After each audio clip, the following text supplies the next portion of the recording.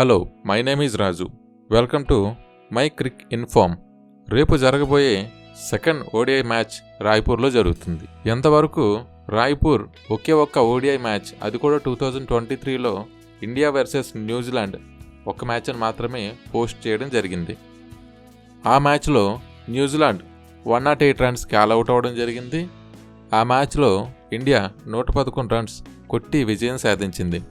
ఇప్పటివరకు సౌత్ ఆఫ్రికాకి మరియు ఇండియాకి రాయ్పూర్ గ్రౌండ్లో ఇప్పటివరకు మ్యాచ్ అయితే జరగలేదు. ఇదే first time.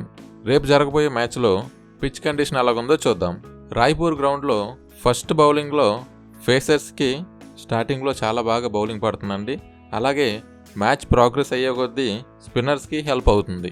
Next key factor వచ్చేసరికి టాస్ అండి. టాస్ ఎవరైతే గెలుస్తారో వాళ్ళకి ప్లస్ పాయింట్ ఉంటుంది. అలాగే ఎవరైతే సెకండ్ బ్యాటింగ్ తీసుకుంటారో వాళ్ళకి డ్యూ ఫ్యాక్టర్ కూడా కలిసి వస్తుంది.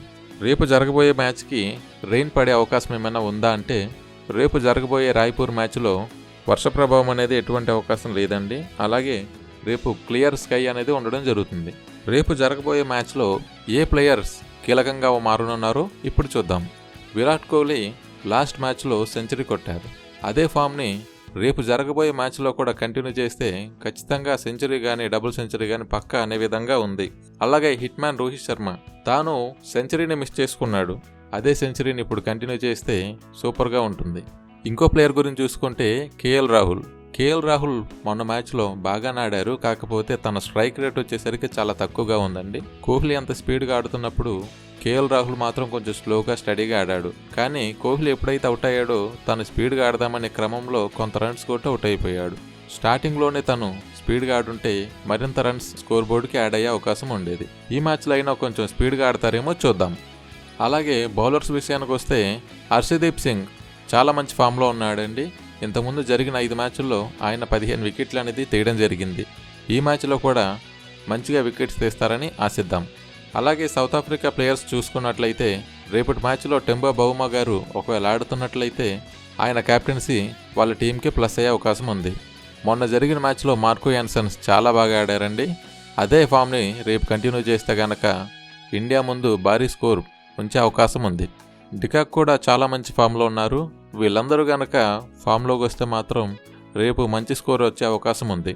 అలాగే మొన్న 6లతో 4లతో స్టేడియం మొత్తాన్ని వృత్తిలోకించిన బ్రేవిస్ టుమారో బాగా ఆడే అవకాశం ఉంది.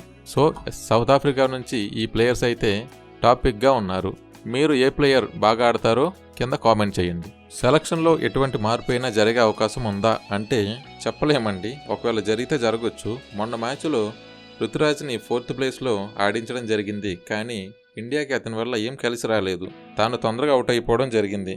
ఆ ప్లేస్లో పంత్ కానీ లేదా తిలక్ని కానీ తీసుకుంటారని అందరూ ఎక్స్పెక్ట్ చేశారు. కానీ దానికి భిన్నంగా టీం సెలక్షన్ అయితే జరిగింది. నెక్స్ట్ మ్యాచ్లో అయినా సరే వాళ్ళిద్దరిని ఎవరో ఒకరిని ఆడిస్తే బెస్ట్ అని నా ఒపీనియన్. మీరు ఏ ప్లేయర్ ఆడించాలనుకుంటున్నారో కింద కామెంట్ చేయండి. అలాగే వాషింగ్టన్ సుందర్ కూడా తక్కువ రన్సే స్కోర్ చేశారు.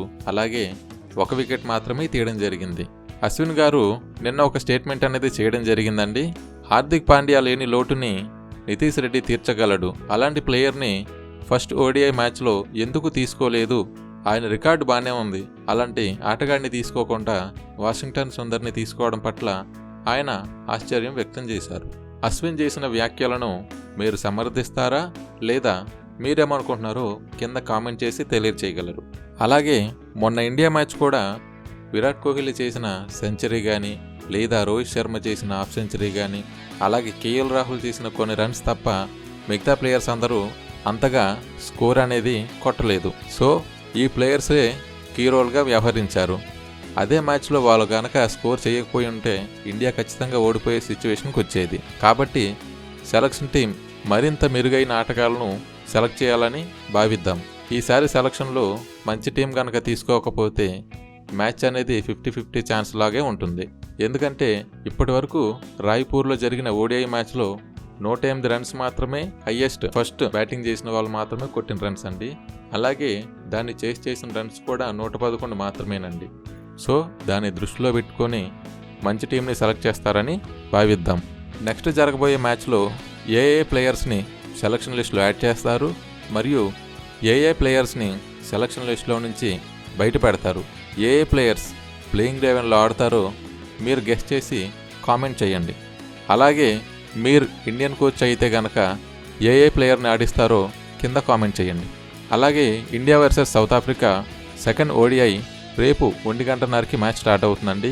ఈ మ్యాచ్ ఖచ్చితంగా ఇండియా గెలవాలని ఆశిద్దాం.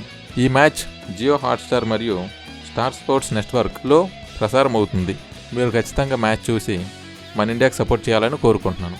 Thank you for watching. నా వీడియో కనుక మీకు నచ్చినట్లయితే ఈ వీడియోని లైక్ చేయండి. అలాగే మరిన్ని వీడియోస్ కోసం నా ఛానల్ని సబ్స్క్రైబ్ చేయండి. Thank you for watching. జై హింద్.